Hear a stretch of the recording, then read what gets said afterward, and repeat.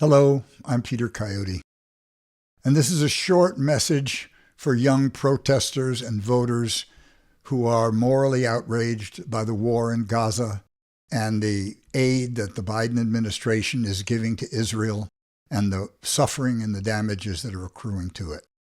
I'm 82. This is not my time. This is your time.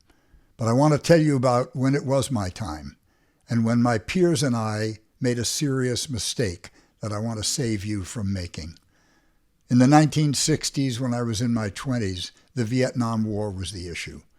And we were watching people assassinated on the sidewalks. We were watching villagers being bombed and strafed, plowing their fields, villages being burned, massacres of civilians, and we were equally morally outraged.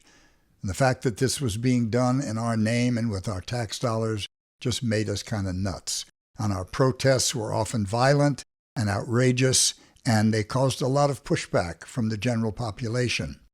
And because we were so strident and so single-minded, we refused to support the Democratic candidate for president, Hubert Humphry, a centrist, a decent Midwesterner, like Joe Biden, a decent guy. And because we didn't do that, Richard Nixon won.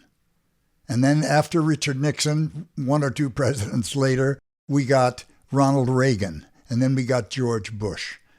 And as a result of the way that we alienated the voters, and as a result of our single-issue thinking, we got decades of policies that were counter to the environment, counter to women's choice, counter to the interests of working people, anti-union, anti-labor, pro-oil, pro-development, pro-neoliberalism, unregulated capitalism.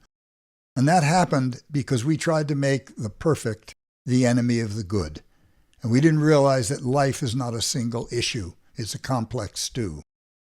So I'd like you to keep this in mind when you go to the polls next November.